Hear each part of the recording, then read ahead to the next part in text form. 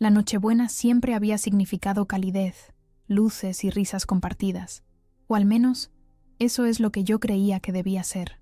Al crecer en Santander, mis padres habían creado recuerdos mágicos de las fiestas, llenos de chocolate caliente, galletas caseras y villancicos nocturnos en nuestro barrio cubierto de nieve. Ahora, a mis 34 años, quería desesperadamente recrear esa magia en mi propia casa, en una urbanización de las afueras de Madrid, aunque los cimientos de mi matrimonio con Javier se estuvieran resquebrajando bajo el reluciente suelo de parqué que habíamos instalado la primavera pasada. Había pasado la semana entera planeando esta cena. Visité 3 supermercados diferentes para encontrar los ingredientes perfectos. Me quedé despierta hasta las 2 de la madrugada envolviendo regalos con papeles y lazos a juego, e incluso pagué la mayor parte con mi propia tarjeta de crédito, como de costumbre. La factura de la visa llegaría en enero, y yo la pagaría discretamente sin mencionárselo a Javier, tal como lo había hecho durante los últimos 4 años de nuestro matrimonio. Nuestra casa, de estilo señorial, parecía sacada de una película de sobremesa. El abeto de 3 metros en el salón brillaba con luces blancas y adornos vintage. Guirnaldas caían perfectamente a lo largo de la escalera, y las velas navideñas proyectaban un cálido resplandor por toda la planta baja. Incluso había colgado muérdago en el umbral entre la cocina y el comedor, un gesto esperanzador que probablemente pasaría desapercibido. Mientras ponía la mesa de comedor de arce, colocando con cuidado la cristalería de bohemia que había sido un regalo de bodas de mi abuela, sorprendí a Javier mirándome con esa mirada distante, casi divertida, que reservaba para cuando se sentía superior. Se apoyó en el marco de la puerta con su caro jersey de scalpers, agitando una copa de whisky Macallan. «Llegarán en 10 minutos», dijo mirando su Rolex. «Quizá quieras arreglarte el pelo antes de que lleguen». Me toqué el pelo, cohibida, sabiendo que no había tenido tiempo de peinarme adecuadamente entre regar el pavo y preparar 5 guarniciones diferentes. «Solo 1 minuto», dije, forzando una sonrisa. «¿Podrías encender las velas de la mesa?» Se encogió de hombros y se fue, dejando las velas apagadas. Los Morgan llegaron puntualmente a las 8, vestidos impecablemente como siempre. Su madre, Isabel, llevaba un vestido rojo de diseñador con un broche de diamantes que se aseguraba de que captara la luz cada vez que gesticulaba. Su padre, Ricardo, trajo una botella de vino caro que inmediatamente me informó que había costado más de 200 euros. La hermana de Javier, Melina, llegó con su marido, Bruno, ambos con jerseys de cachemira a juego que gritaban «¡Dinero viejo! ¡Cariño!». Isabel me dio 2 besos al aire, su perfume Chanel NO5, abrumando mis sentidos. La casa se ve acogedora. La ligera pausa antes de acogedora no me pasó desapercibida. El año pasado la había llamado pintoresca, otro cumplido envenenado que implicaba que nuestra casa no estaba a la altura de los estándares de los Morgan, a pesar de que yo había pasado meses reformándola. «Sofía», Ricardo asintió secamente, entregándome su abrigo sin mirarme a los ojos. Inmediatamente buscó a Javier, dándole una palmada en el hombro con evidente orgullo. «Hijo, ¿salió adelante ese acuerdo con Industrias Velasco?» «Claro que sí, papá», sonrió Javier. «Lo cerré ayer. 7 cifras. Se lanzaron a hablar de negocios, ignorándome por completo mientras yo hacía malabares con abrigos, copas de vino y bandejas de aperitivos. Nadie se ofreció a ayudar. «¿Necesitas una mano?», preguntó Melina, pero enseguida respondió a su propia pregunta. «¡Ay, estos tacones! No puedo arriesgarme en el suelo de la cocina». Rió y se unió a la conversación de los hombres, dejándome sola de nuevo. Durante toda la noche, me moví como una anfitriona en piloto automático, pasando platos, rellenando bebidas, riendo de comentarios que apenas oía. El pavo había quedado perfectamente dorado, la salsa de arándanos tenía el equilibrio justo entre dulce y ácido, y la tarta de Santiago estaba mejor que cualquiera que mi suegra hubiera hecho jamás, aunque nunca lo admitiría. «Javier, esta cena es divina», dijo Isabel efusivamente sin mirarme. «Debes de haber pasado horas preparándola». Javier sonrió y asintió, aceptando el elogio sin corregirla. «Bueno, ya sabes lo importantes que son para mí las tradiciones familiares». Casi se me cae la salsera. ¿Tradiciones familiares? Se había pasado toda la mañana jugando al golf con clientes, mientras yo lo preparaba todo. Ni siquiera había pelado una sola patata. Sofía. Ricardo finalmente se dirigió a mí. Estás muy callada esta noche. ¿Le pasa algo a tu vino? No, dije suavemente. Todo está bien. Solo está cansada, respondió Javier por mí. Ya sabes cómo se pone en estas fechas. Tantas compras la agotan. Todos rieron, como si mi agotamiento fuera una especie de chiste. Nadie preguntó cómo estaba. Nadie notó la fatiga en mis manos ni la grieta en mi sonrisa. Elogiaron la comida y el ambiente, pero atribuyeron todo el mérito a Javier, como si yo fuera solo la criada con un vestido de fiesta. Cuando Melina derramó vino tinto en el mantel, el de lino irlandés que había planchado cuidadosamente esa mañana, apenas se disculpó. Está oscuro, de todos modos, dijo con un gesto displicente. Nadie se dará cuenta. Para cuando pasamos al salón para el café y el postre, me sentía completamente invisible. El brazo de Javier alrededor de mi cintura mientras caminábamos se sentía menos como afecto, y más como un manejador guiando un objeto de atrezo. Su contacto era para aparentar. Siempre lo había sido últimamente. La conversación se arremolinaba a mi alrededor. Charlas sobre las cuotas del club, el próximo viaje de esquí de Bruno y Melina a Baqueira Beret, y la gala benéfica de Isabel para una causa que sospechaba que no le importaba en absoluto. Asentí y sonreí en los momentos adecuados, preguntándome cuándo exactamente me había convertido en esta persona, esta sombra que existía solo para servir y ser ignorada. Mientras servía café en las delicadas tazas que habían pertenecido a mi madre, vi mi reflejo en el espejo sobre el aparador. Apenas me reconocía. Después de la cena, el salón bullía con la cháchara de la sobremesa. Ricardo dominaba una esquina, contándole a Bruno su último torneo de golf en el club de campo. Isabel y Melina se acurrucaban junto a la chimenea, susurrando y mirándome de vez en cuando con sonrisas apenas disimuladas. Me ocupé en colocar platos de postre con trufas de chocolate y galletas de jengibre, que había pasado horas horneando el día anterior. «Sofía, ¿te has enterado de lo de los Wilson?», gritó Isabel, con ese tono peculiar que usaba cuando quería que todos escucharan. «Se van a divorciar después de 20 años. Al parecer, Tim encontró a alguien más joven». Enfatizó la última palabra mientras me echaba un vistazo, que me hizo sentir como mercancía defectuosa a los 34. «¡Qué horrible!», respondí, tratando de sonar sincera mientras luchaba contra el impulso de volcarle toda la bandeja de postres en su regazo cubierto de seda. «Bueno», continuó Isabel, agitando su champán, «algunas mujeres simplemente no saben cómo mantener el interés de sus maridos». Intercambió miradas cómplices con Melina. «¿No estás de acuerdo, Javier?». Javier se rió, aflojándose la corbata mientras se estiraba cómodamente en su sillón de cuero, el que yo había pagado la primavera pasada cuando él insistió en que nuestro salón necesitaba una renovación. «Mamá, compórtate», dijo, pero su tono sugería que disfrutaba de la crítica implícita.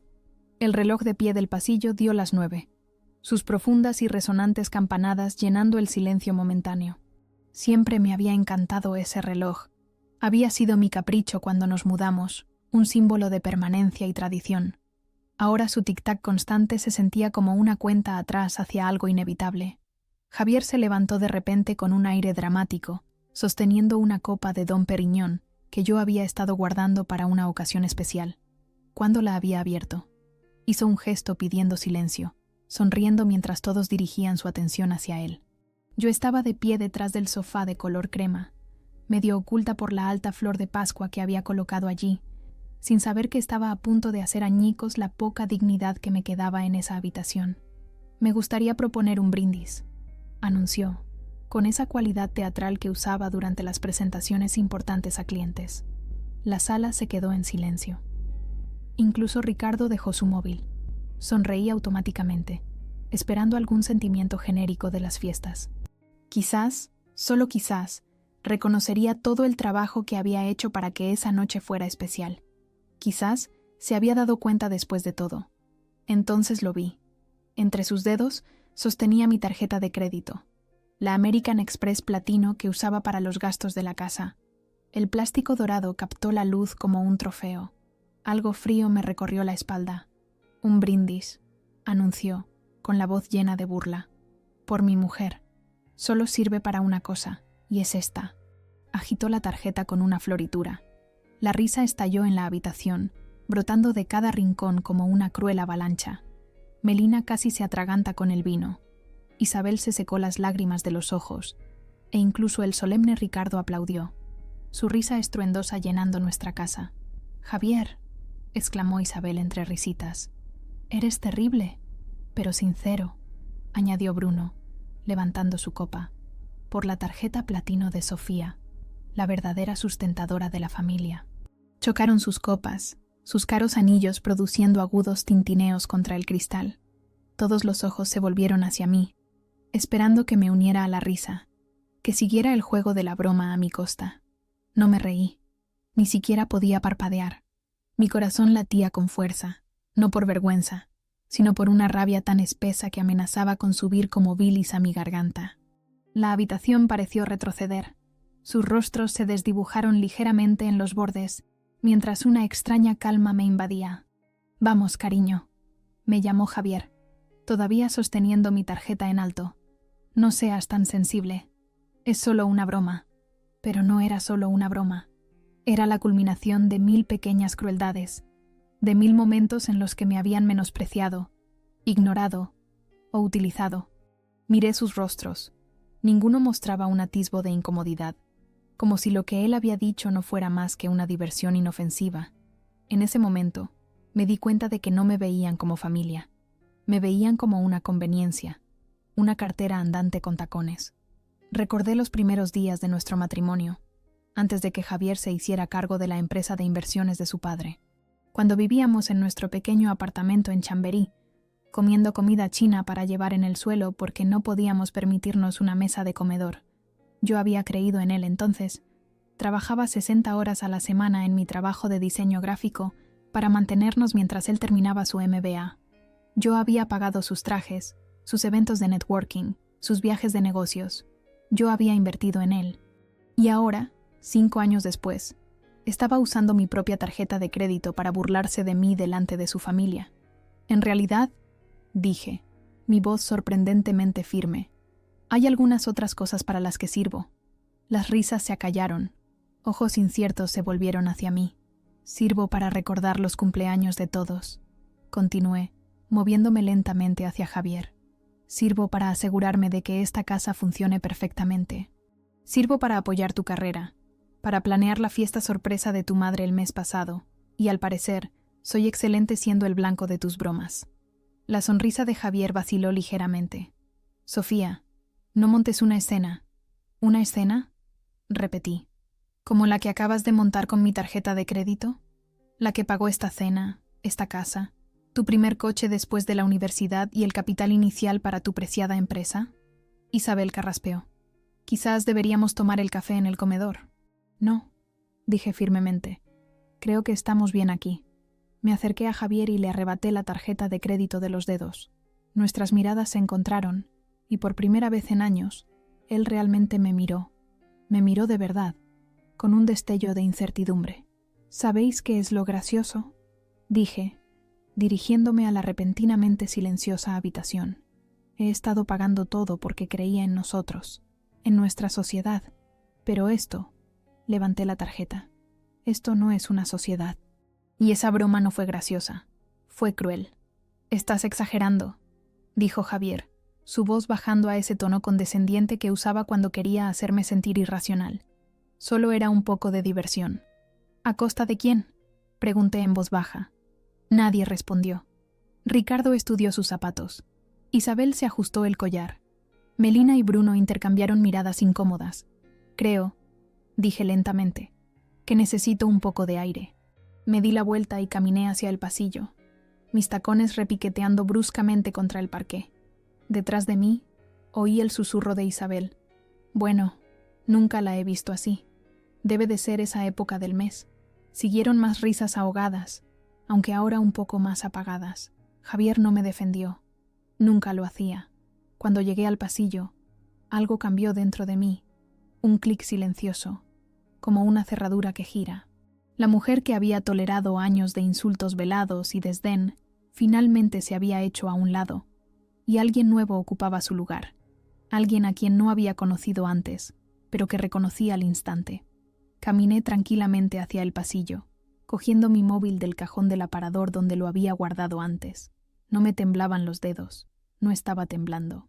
En cambio, sentí que una claridad espeluznante se apoderaba de mí, como si se hubiera accionado un interruptor, y todo el ruido de mi cabeza se hubiera silenciado de repente. El reloj de pie sonaba a mi lado, marcando segundos que se sentían de alguna manera más significativos que todos los anteriores.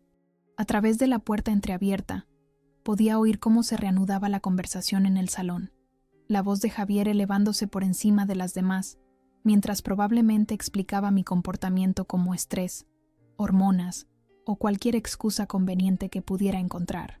Busqué en mis contactos hasta que encontré el nombre que buscaba, Marco Benítez.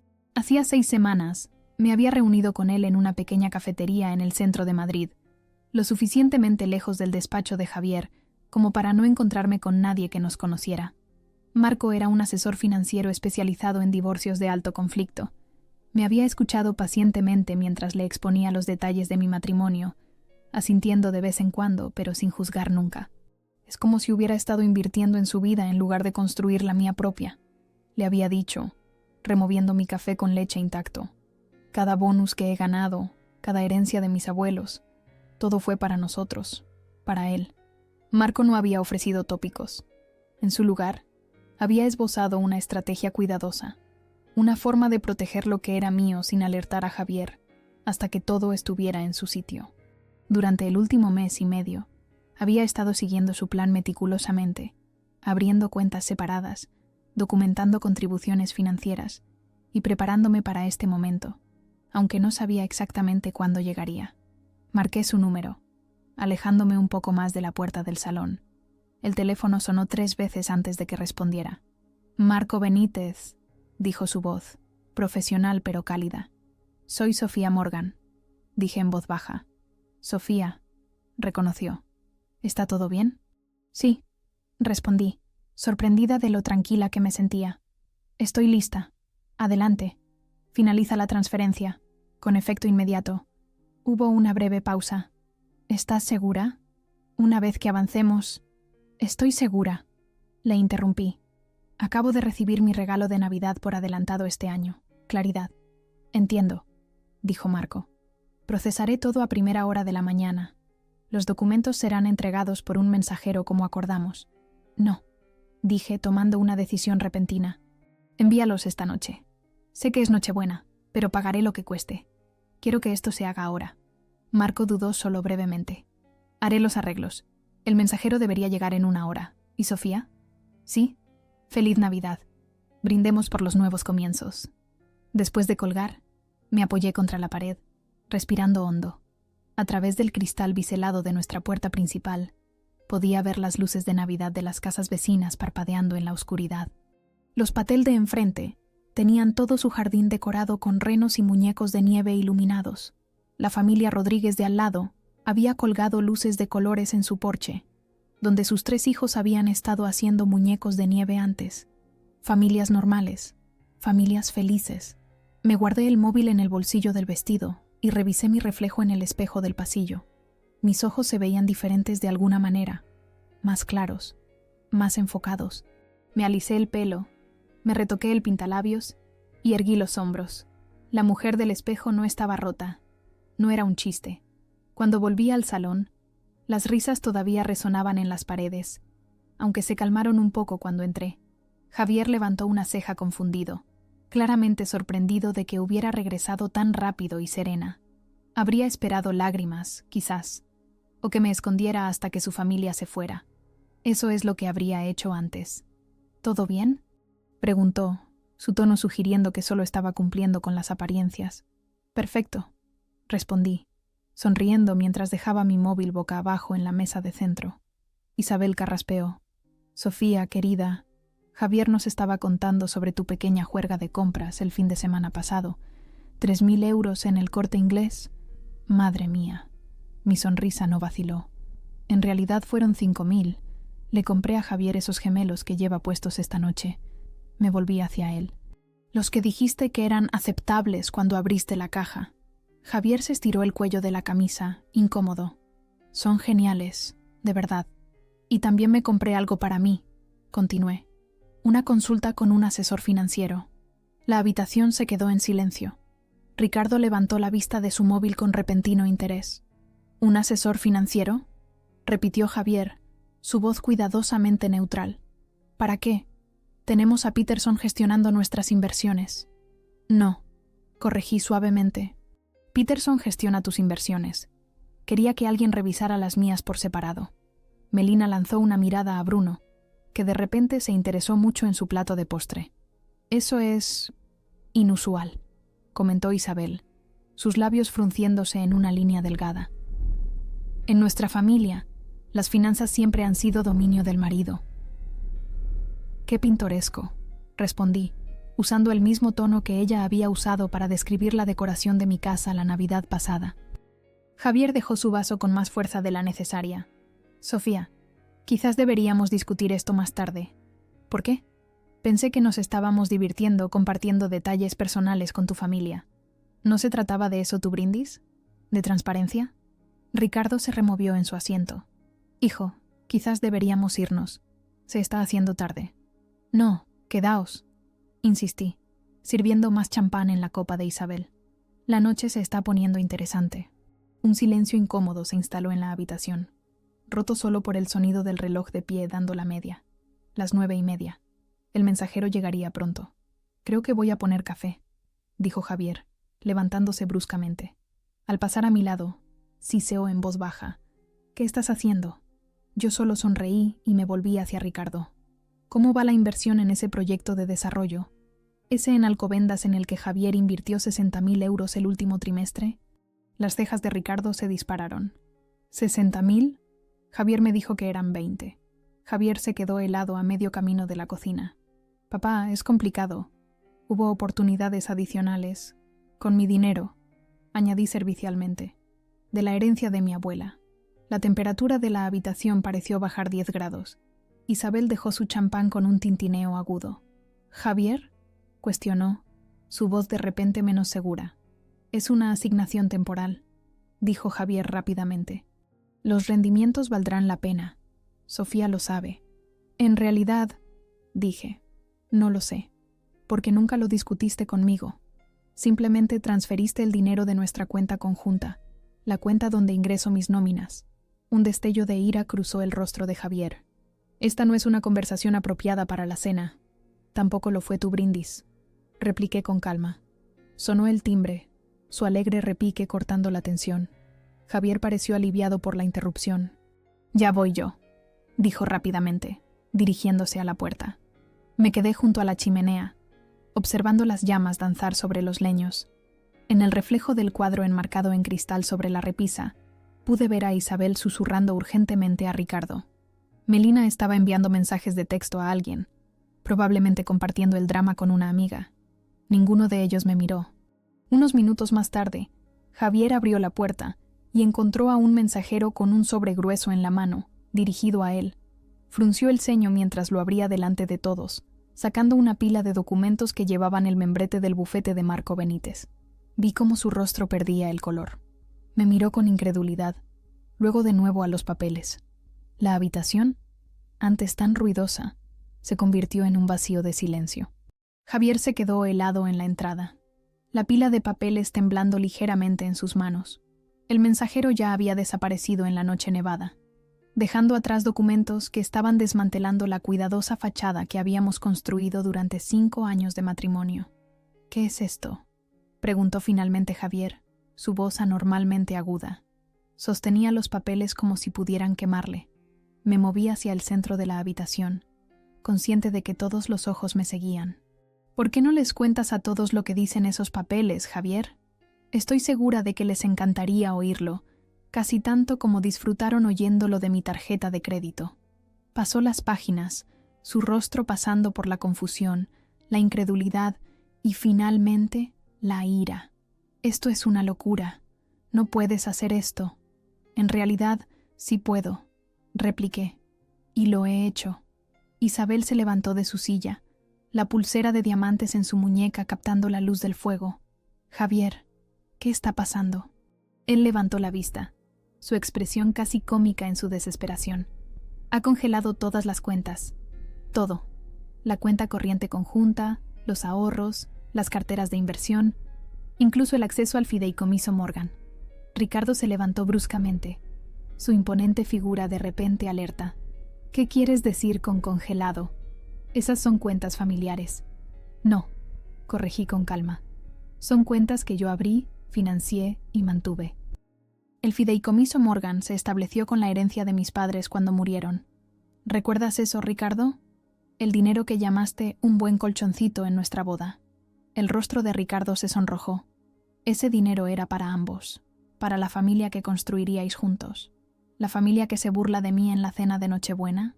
Pregunté, levantando una ceja. ¿Esa familia? Javier me arrojó los papeles. Esto es ridículo, Sofía. Has transferido todo a cuentas privadas solo a tu nombre. La casa, los coches, incluso mis acciones de la empresa. Corrección, dije, sorprendiéndome de lo firme que se mantenía mi voz. He transferido todo lo que era legalmente mío para empezar. La casa en la que di la entrada, los coches que compré, la participación del 30% en inversiones Morgan que compré con los beneficios de mi empresa de diseño cuando os expandisteis hace 3 años. Melina se levantó, de repente incómoda. Bruno, quizás deberíamos irnos. No, espetó Isabel. Esto es un asunto de familia. Exacto, asentí. Y como Javier ha dejado claro que solo soy valiosa por mis contribuciones financieras a esta familia, he decidido hacer algunos ajustes a esas contribuciones. Javier golpeó los papeles sobre la mesa de centro, haciendo vibrar los platos de postre de cristal. No puedes simplemente retirarte de Inversiones Morgan. Mi padre nunca lo permitirá. Ricardo cogió los documentos, escaneándolos con creciente alarma. Sus manos, normalmente tan firmes al firmar acuerdos millonarios, temblaban. Estos son legalmente vinculantes. Ya lo ha hecho. El silencio que siguió fue absoluto. Incluso el crepitar de la chimenea parecía apagado, como si la misma habitación contuviera la respiración. Dentro de ese sobre, continué, también encontraréis documentación de cada euro que he contribuido a este matrimonio y a Inversiones Morgan. Cada transferencia, cada préstamo, cada regalo que de alguna manera nunca fue devuelto. 5 años de registros financieros, todo meticulosamente documentado. Isabel se hundió de nuevo en su silla, su rostro perfectamente compuesto desmoronándose ligeramente. Javier, ¿cómo has podido permitir que esto suceda? Permitir que esto suceda, repitió Javier incrédulo. No sabía que estaba planeando esto. No, asentí. Estabas demasiado ocupado usando mi tarjeta de crédito como chiste. Bruno carraspeó. Mira, esto es claramente entre vosotros dos. Probablemente deberíais quedaros. Interrumpí. Ya que habéis estado tan interesados en nuestro matrimonio, bien podríais ver cómo termina. La palabra termina flotó en el aire como una presencia física. Javier se pasó las manos por el pelo, despeinando el peinado perfecto que le había llevado 20 minutos antes de que llegara su familia. Sofía, esto es solo un malentendido. Podemos solucionarlo. ¿Cómo solucionamos la decisión de usar mi herencia para financiar la cartera de jubilación de tu padre? ¿O cómo solucionamos tu decisión de cancelar nuestro viaje de aniversario a La Rioja porque tenías una emergencia de negocios que resultó ser un fin de semana de golf con clientes? Ricardo seguía leyendo los documentos, su formación legal entrando en acción mientras pasaba de una página a otra. Son blindados, murmuró, casi para sí mismo. Ha contratado a Benítez. ¿Marco Benítez? La voz de Isabel subió una octava. ¿El tiburón? El mejor abogado de divorcios de Madrid, confirmó Ricardo sombríamente. Javier palideció aún más. ¿Divorcio? Sofía, no puedes hablar en serio. No respondí de inmediato. En lugar de eso, caminé hacia la repisa y cogí una foto enmarcada de nosotros el día de nuestra boda. Parecíamos tan felices, tan llenos de promesas. Llevaba el velo de mi madre, y Javier tenía lágrimas en los ojos mientras intercambiábamos los votos. ¿A dónde se habían ido esas personas? He sido invisible en este matrimonio durante años, dije en voz baja. Esta noche solo ha confirmado lo que ya sabía. ¿Por una estúpida broma?, exigió Javier, su voz quebrándose. ¿Vas a tirar por la borda 5 años porque hice una estúpida broma? No, repliqué. Me voy porque esa estúpida broma, Me mostró exactamente lo que piensas de mí. Me mostró lo que tu familia piensa de mí. Y lo más importante, me recordó lo que yo debería pensar de mí misma. Isabel se levantó y se me acercó, sus tacones hundiéndose en la alfombra de felpa. Por primera vez desde que la conocía, parecía insegura. Sofía, querida, calmémonos todos. Javier habló sin pensar, pero seguramente... ¿Seguramente qué, Isabel? ¿Seguramente debería seguir siendo el cajero automático de la familia sin voz? ¿Seguramente debería reírme cuando me humillan en mi propia mesa? ¿Qué es exactamente lo que debería hacer aquí? No tuvo respuesta. La hermana de Javier me miró con otros ojos. Un destello de algo. ¿Respeto, quizás? Cruzando su rostro. Sofía. No, dije. Simplemente no. Ricardo carraspeó.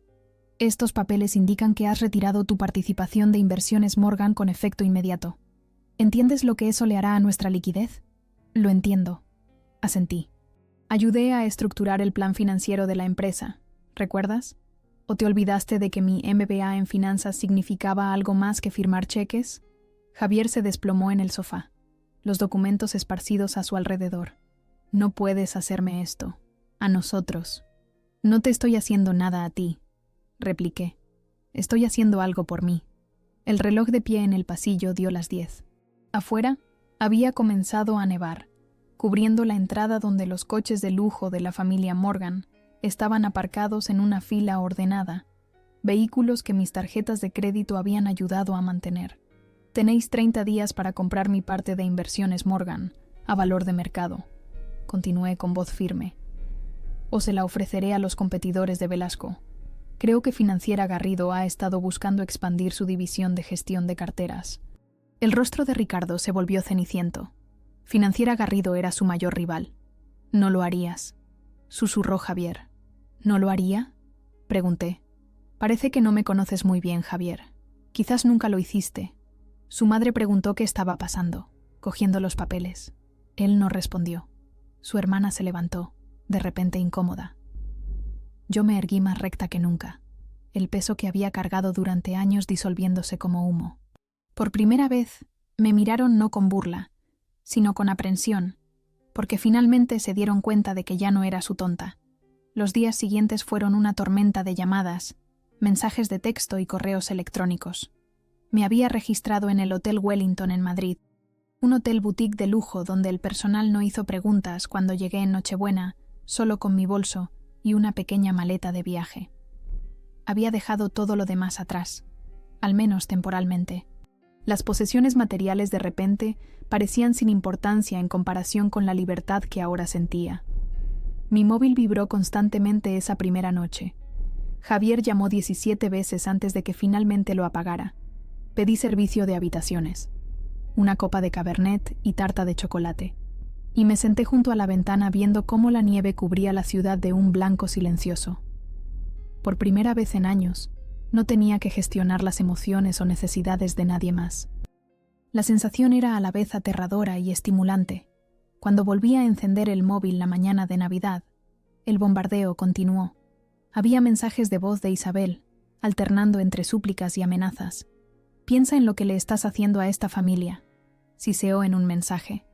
Después de todo lo que hemos hecho por ti. Me reía a carcajadas con ese, el sonido resonando en mi habitación de hotel vacía.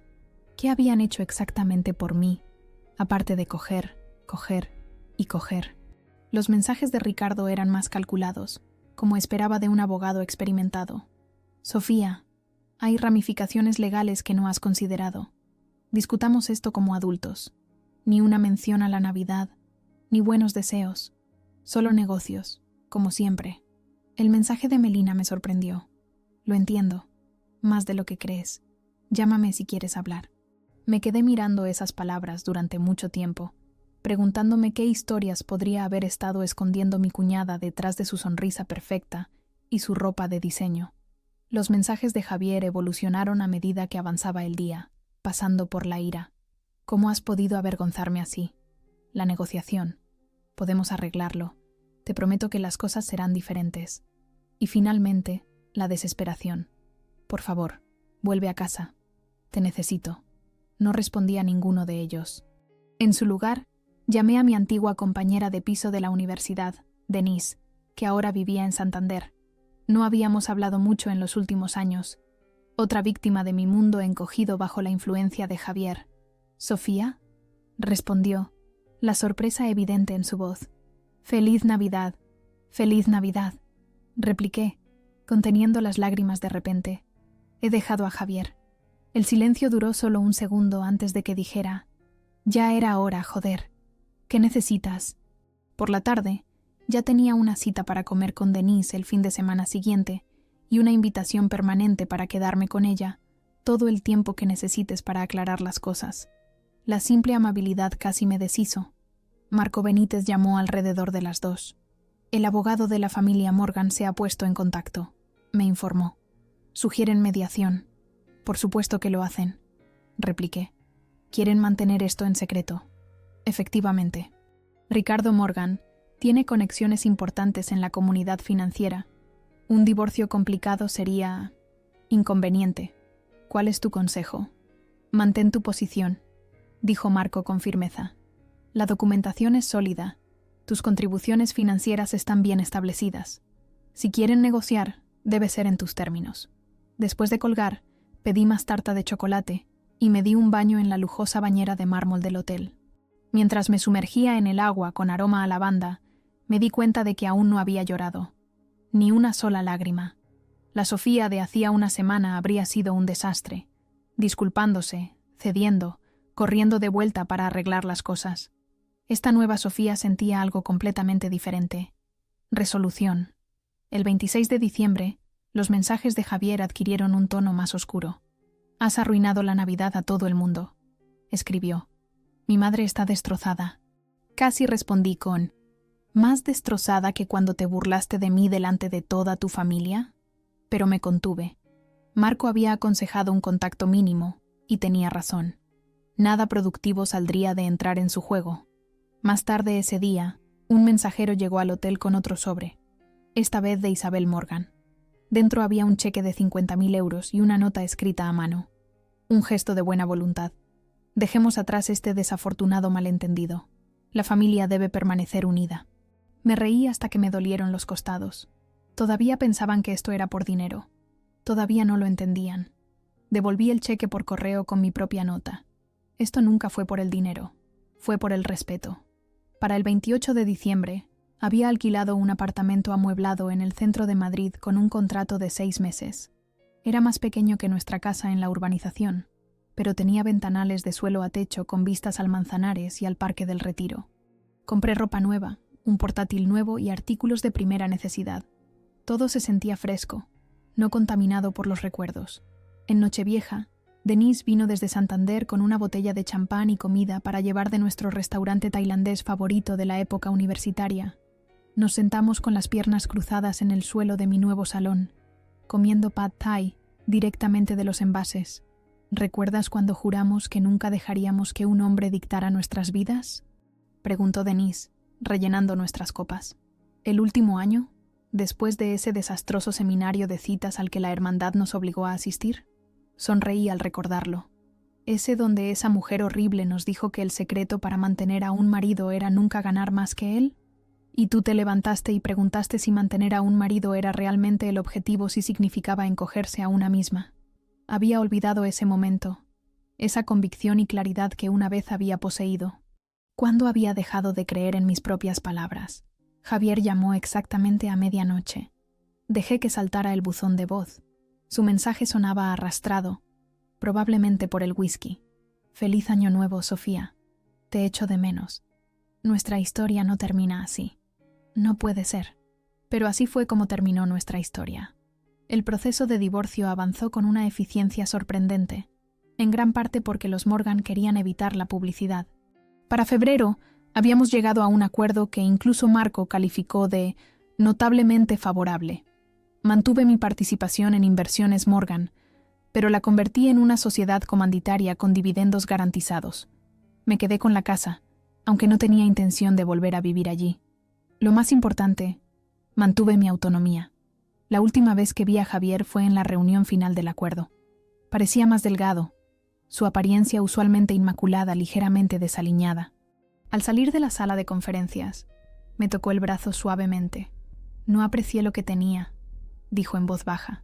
Ahora lo veo. Lo sé, repliqué. Yo tampoco. Su ceño se frunció en confusión. No me apreciaba a mí misma, aclaré. Pero ahora sí. La primavera trajo un crecimiento inesperado. Reabrí mi negocio de diseño gráfico, aceptando clientes que realmente me importaban en lugar de solo los que pagaban bien y que Javier me había impuesto. Reconecté con amigos que había descuidado. Incluso empecé a salir de nuevo, de manera casual, en mis propios términos. Isabel envió una invitación formal a su barbacoa anual del 4 de julio, como si nada hubiera cambiado. La decliné sin dar explicaciones. Ricardo llamó una vez para reestructurar algunas inversiones, lo que en realidad era un intento apenas velado de renegociar nuestro acuerdo. Le remití a Marco. Melina, sorprendentemente, se convirtió en una especie de amiga. Quedamos para tomar un café una tarde lluviosa de abril, y me confesó que mi partida había provocado algo en su propio matrimonio. Bruno y yo estamos en terapia de pareja ahora, dijo, removiendo su café con leche nerviosamente. Tu numerito de Nochebuena me hizo darme cuenta de que no quería terminar como mis padres, o como tú y Javier. Espero que todo salga como tú quieres, le dije sinceramente. Me apretó la mano por encima de la mesa. Gracias por mostrarme cómo es el coraje. Me quedé en ese apartamento durante 6 meses, sanando y reconstruyéndome. Cuando terminó el contrato, vendí la casa de la urbanización y compré un acogedor piso en el barrio de Salamanca, no porque fuera práctico o impresionante, sino porque la luz de la mañana en la cocina me hacía feliz. Algunos días eran más difíciles que otros. A veces extrañaba la seguridad de mi antigua vida, la familiaridad de la rutina, pero nunca extrañé la invisibilidad, el menosprecio constante, la sutil erosión de mi sentido del yo. Había pagado el precio más alto por ese matrimonio, no en euros, sino en dignidad, y finalmente la había recuperado. Un año después, en Nochebuena, encendí velas en mi propia casa, tranquila, pacífica y llena del aroma a canela y pino. El piso se había transformado a lo largo de los meses, pasando de ser un espacio desnudo y funcional a un verdadero reflejo de mí misma. Las paredes que antes eran beige, ahora exhibían obras de arte vibrantes, incluidas varias piezas que había creado en una clase de pintura, a la que había empezado a ir los miércoles por la noche. Los muebles no eran de diseñador ni caros, pero eran cómodos y elegidos con esmero. No había planeado una gran celebración. Después del desastre del año pasado, había considerado saltarme la Navidad por completo, quizás volar a México o al Caribe, a algún lugar cálido y anónimo donde el 25 de diciembre se sintiera como un día más. Pero algo me había detenido. No quería huir de la festividad ni dejar que quedara manchada para siempre por recuerdos dolorosos. En cambio, decidí reclamarla. El timbre sonó a las 8 en punto. Mi corazón dio un pequeño salto, no de ansiedad como lo habría hecho un año antes, sino de genuina emoción. Me alisé el vestido de punto verde esmeralda, elegido porque me gustaba, no porque fuera a cumplir con la aprobación de Isabel Morgan, y abrí la puerta. Denise estaba allí, con los brazos cargados de bolsas de regalos y una botella de vino. Detrás de ella estaba su marido, Miguel, cargando a su hija de 3 años, Emma, que estaba medio dormida contra su hombro. «No llegamos tarde, ¿verdad?», preguntó Denise, entrando y sacudiéndose la nieve de las botas. «El tráfico desde Santander ha sido horrible». «Llegáis justo a tiempo», le aseguré, cogiendo algunos de los paquetes e inclinándome para besar la mejilla sonrosada de Emma. La niña se revolvió y me dedicó una sonrisa somnolienta que me derritió el corazón. Mi hermano David llegó después con su novio, Carlos. Trajeron tamales caseros de la receta de la abuela de Carlos y una tarta de queso y chocolate que parecía pecaminosamente deliciosa. «El piso está increíble, hermanita», dijo David, dándome un abrazo de oso que me levantó del suelo. «Mucho mejor que ese mausoleo en el que vivías antes». «David», le regañó Carlos, pero yo solo me reí. «Tienes razón», admití. Esa casa era preciosa, pero nunca la sentí mía. A las 8:30, el piso estaba lleno de la gente que más quería. Mi antigua asistente de la empresa de diseño, Tania, y su marido se unieron a nosotros. También mi vecina, Leonor, una viuda de 80 años que se había convertido en una especie de abuela sustituta para mí en los últimos meses. Trajo sus famosas galletas de jengibre y un sinfín de historias sobre su matrimonio de 60 años, con un hombre que, en sus palabras, siempre se aseguró de que yo supiera que era lo mejor que le había pasado en la vida. La mesa no era lo suficientemente grande para todos, así que montamos un buffet en la cocina y nos reunimos en el salón, equilibrando los platos en nuestros regazos y rellenando las copas de vino generosamente. La música navideña sonaba suavemente de fondo, no las selecciones clásicas en las que Isabel siempre había insistido, sino una mezcla de todo, desde Bing Crosby hasta Kelly Clarkson. Por Sofía, David levantó su copa mientras nos acomodábamos con la comida. Por enseñarnos a todos lo que es el coraje. Sentí que mis mejillas se sonrojaban. No hice nada especial. Te salvaste a ti misma, dijo Leonor simplemente. Esa es la misión de rescate más difícil que existe. La conversación fluyó con facilidad durante toda la noche. Hablamos de los planes de David y Carlos para adoptar, del embarazo de Tania, del nuevo trabajo de Denise y del próximo crucero de Leonor a Alaska. Nadie habló de carteras de inversión, ni de cuotas de clubes de campo, ni de linajes antiguos. En cambio, compartimos historias reales sobre nuestras vidas, las luchas y los triunfos, lo mundano y lo extraordinario. Después de la cena, intercambiamos regalos. No eran caros ni elaborados, pero cada uno había sido elegido con auténtica consideración. David y Carlos me regalaron un juego de pinceles profesionales para mi nuevo hobby. La familia de Denise había preparado un álbum de fotos de nuestros días en la universidad, completo con fotos vergonzosas y recuerdos escritos a mano. Leonor me regaló una colcha hecha a mano en la que había estado trabajando durante meses. Cada puntada es un deseo de felicidad para ti, querida, me dijo, su mano como de papel apretando la mía. Se me llenaron los ojos de lágrimas al mirar a estas personas, mi familia elegida. Ninguno de ellos me había hecho sentir pequeña o invisible. Ninguno de ellos me valoraba por mi límite de crédito o mis conexiones sociales. Simplemente me querían por ser quien era. Más tarde, mientras Emma dormitaba en el sofá y los adultos tomaban café y compartían más historias, mi móvil vibró con un mensaje de texto. Casi lo ignoro, pero algo me hizo mirar. Era de Javier. Feliz Navidad, Sofía. Espero que hayas encontrado lo que buscabas. Te echo de menos. Hace un año, esas palabras podrían haberme deshecho. Hace 6 meses, podrían haberme enfadado. Ahora, solo sentía una suave tristeza por lo que podría haber sido y gratitud por lo que era. Escribí una respuesta simple. Feliz Navidad, Javier. Espero que tú también encuentres la felicidad. Luego silencié mi móvil y lo dejé a un lado. ¿Todo bien?, preguntó Denise, notando mi distracción momentánea. Todo perfecto, le aseguré, y lo decía en serio. A medida que la noche llegaba a su fin, nos abrigamos contra el frío y salimos a mi balcón para ver la nieve caer sobre Madrid. Las luces de la ciudad parpadeaban bajo nosotros y a lo lejos, las campanas de las iglesias sonaban, claras y brillantes en el aire invernal. David me pasó un brazo por los hombros. ¿Recuerdas cómo nos quedábamos en el porche de casa de mamá y papá, pidiendo deseos con la primera nevada de Nochebuena? Asentí, el recuerdo de la infancia calentándome por dentro. Lo recuerdo. Tú siempre deseabas más regalos. Él rió. Y tú siempre deseabas que todo el mundo fuera feliz. Qué pequeña pacificadora. ¿Qué desearías ahora?, me preguntó Carlos, sus ojos oscuros y amables. Pensé por un momento, viendo mi aliento empañarse en el aire frío. ¿Qué quería? No la mansión en la urbanización, ni la ropa de diseño, ni la aprobación de gente que nunca podría verme de verdad. Ni siquiera venganza o vindicación, que habían perdido su atractivo a medida que la curación echaba raíces. Nada, dije finalmente. Ya tengo todo lo que necesito. Y era verdad. La mujer que había estado en ese salón un año antes, sosteniendo una tarjeta de crédito y viendo finalmente la verdad de su matrimonio, apenas me reconocería ahora.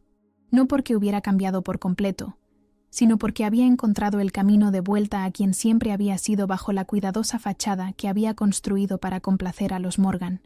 Mientras mis amigos y familiares comenzaban a recoger sus cosas para irse, me moví por la habitación recogiendo vasos y platos vacíos, saboreando el agradable cansancio que proviene del tiempo bien empleado.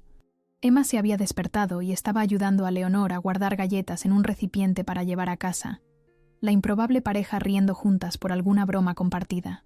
¿Lo mismo el año que viene?, preguntó David mientras me abrazaba para despedirse. Absolutamente, respondí. Esta va a ser nuestra nueva tradición.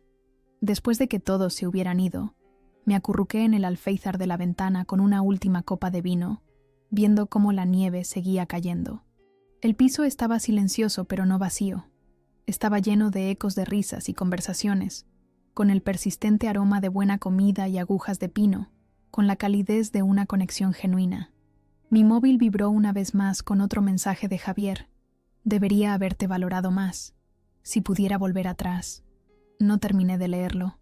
En su lugar, borré el mensaje y apagué el móvil por completo.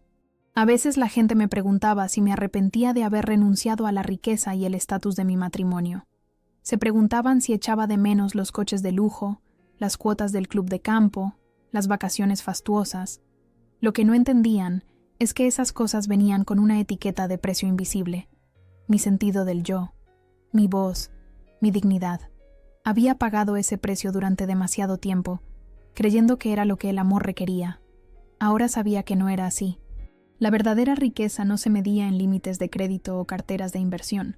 Se encontraba en las conexiones auténticas, en ser vista y valorada por quien realmente eres, en el coraje de estar sola en lugar de aceptar menos de lo que mereces. Mientras me dormía esa noche, pensé en la mujer que había sido un año antes, desesperada por crear la Navidad perfecta para personas que nunca podrían apreciar el esfuerzo. Desearía poder decirle que estaría bien, que el dolor de liberarse valdría la pena, que al otro lado de esa noche devastadora había una vida más auténtica y alegre de lo que podía imaginar. Finalmente había descubierto que no solo servía para una cosa, era suficiente para mí misma, y eso era todo lo que necesitaba.